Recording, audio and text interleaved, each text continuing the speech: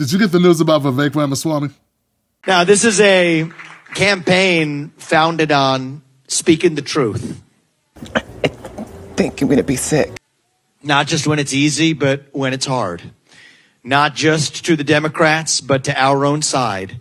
And not just to other campaigns and candidacies, but to ours. Is this what I think it is? Yes, it is. And so I will stick to the truth tonight. The first hard truth, and this one's hard for me. I got to admit this.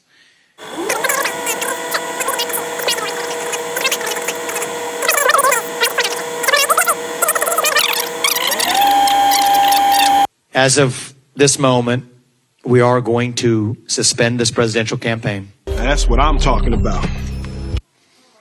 And this is going to have to be, there is no path for me to be the next president absent things that we don't want to see happen in this country.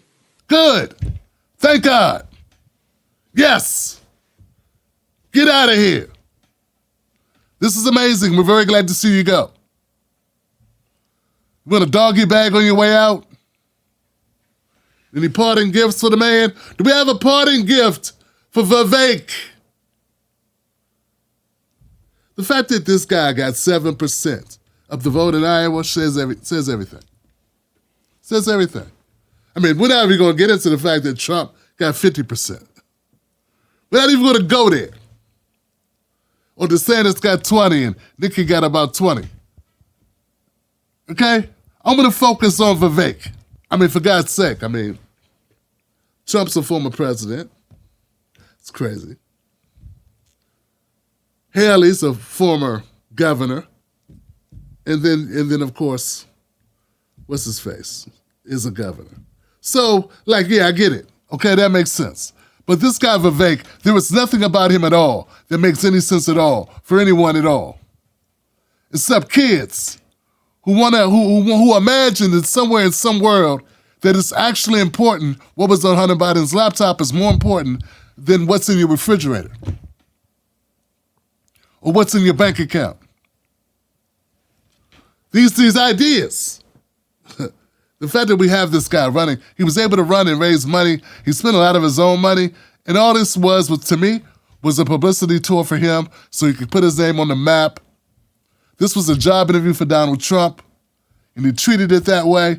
The guy just jumped on every trigger word, every trigger, any void, any little splinter in society. He jumped on it. Any riff, any point of contention, any beef, anything he could jump and latch himself onto. That's how he got his name out there. And to me, he was just a phony, plastic robot, self-serving robot. He's AI. He's the devilish AI whose only job is to come in and steal all our secrets, use them against us so he can take over the universe. He's a villain. He's a cartoon villain. He's a bad cartoon villain, is what he is. And the fact that some people took him seriously, like they imagined that this guy has something relevant to offer the world. He's nothing. He's soulless. He's the empty suit. When they say empty suit, this is what they mean. A guy who has no depth at all, none whatsoever. And don't get me wrong, there are a lot of people that suck who are politicians. But this guy, I think if you couldn't detect that he was a fast-talking, swindling, lying, denying, phony scumbag, if you couldn't detect that, I got to question what side of the block you ever hung out on. Like, did you exist in the real world before? Have you walked among us? Have you grown up in a world where you meet people? Or is everything an online meme? Is everything a cartoon? Is everything... what I'm saying is, like, if you could not see through Vivek for what he was, I got to question, like, have you been around the block at all? Because this guy was very obvious to me that this guy was phony as hell. And all the fast talking, all of the, well, I'm going to debate you, bro, BS, didn't have anything to do with me taking him. Like, I wasn't going to let that have an impact on my thoughts because I could tell he was about nothing. The fact this guy think, well, I'm doing what's best for the country. It just sounds like it's just words.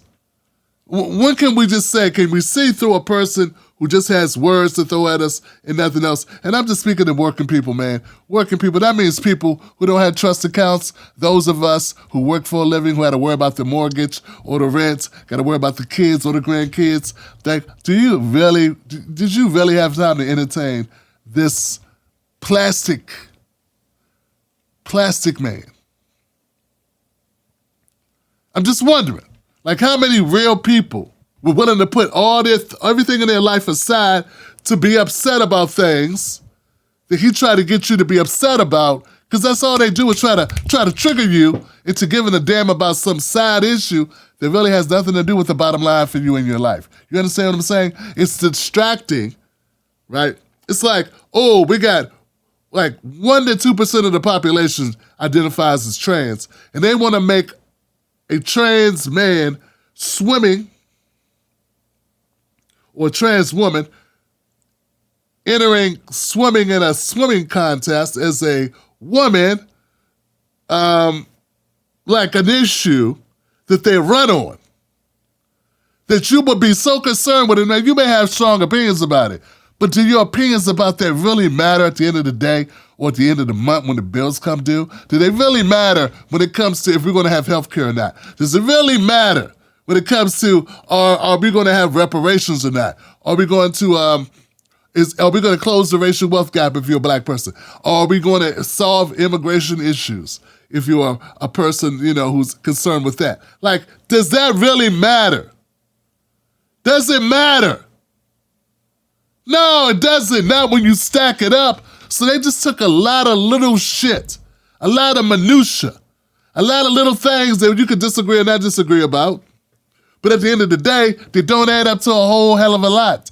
And yes, people may focus on it online. People may pay attention to it. People may go to a forum and read a forum and watch a video and read the content or read the comment section for shits and giggles. But at the end of the day, we got so many bigger things to be focused on. Who really gives a damn about it enough to go out and vote for that guy? Who wants that guy like making any decisions? That guy is probably good as a show host, a show you may watch to blow off steam on the internet, but do you really want that guy running your country? Do you really want this guy, this person, this walking pole? Yeah, he's a walking pole. This walking current event. This walking talk, like there's nothing real. It's fabricated. It's just words. I gotta stress this, man. It's just words. It doesn't matter. What matters to me is if I'm able to take care of my kids. Am I able to provide a life where we can live indoors and be happy and prepare our kids to do the same? Are we able to be safe in our homes? Are we going to be able to put food on the table? Are we going to have enough to retire on?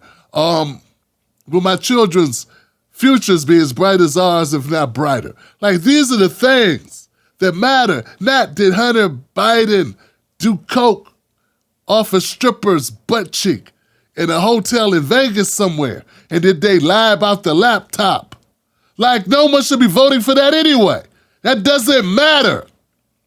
Why do you care about that? Why does that matter? Oh, because it points to a larger issue. We don't need the things that point to larger issues. We could just debate on the larger issues. Let's see the conversation there. So the fact that Ramaswamy got 7% of the vote says to me so much about America, about where we are. Now, someone commented, they said, Tim Black, he would have got more of the vote, but he doesn't pretend he's white, and Iowa was a very white state. Unlike Nikki, this guy was Indian, and he said, I'm Indian, and that was it for him. Because Iowa was so racist, and they're so tied to Trumpism, that's why Trump killed him at 50%. And dude, I'm not here to argue with that. What I'm saying is, Ramaswamy shouldn't have got 7. He shouldn't have got 4. He should have got like 2%. And those are wackos, because every society has wackos, people that live on this extreme fringe of reality, who walk around with literal tinfoil hats. I mean, America takes all types of people. There are some weirdos out there, okay? But anything above 2 to 3%, I gotta go like, what's going on? What were you thinking? Just because he went on a couple internet shows like Russell Brand or Joe Rogan or something like that, doesn't mean the guy was ever relevant. Okay? And you get around a couple of people and hang out. What was this thing with Candace Owens? Candace Owens is that admired in the black community? I don't know what these people think. This is internet shit. This is internet shit is what it is. Okay? The internet, the real life stuff, these people did not bowl over into real life. Because in real life, you ain't gonna just be disrespecting black people like this and it just be okay. It's not okay to be disrespectful, to lie, to deny, and focus on stupid shit. When people got real life issues at hand that they care about, they don't even have time for the nonsense. Somebody's gonna stand up. A 55-year-old black woman's gonna stand up and say, what are you gonna do about this? About my life? What are you gonna do about our neighborhoods? What are you gonna do about my kids' future? What are you gonna do about my pension? What are you gonna do about Social Security? What are you gonna do? And you gotta have answers, not, Hunter Biden's laptoping. Alex Jones is the most silenced man in free speech. Who cares? These are not things that the average person gives a shit about. And I gotta imagine there are a lot of white folks and Asian folks and Latino folks who feel the exact same way. So for those reasons and all the reasons, so many reasons, it's like, God, that I was beginning to lose faith that America had any sense at all. And the fact that we stopped Vivek, the fact that that's good.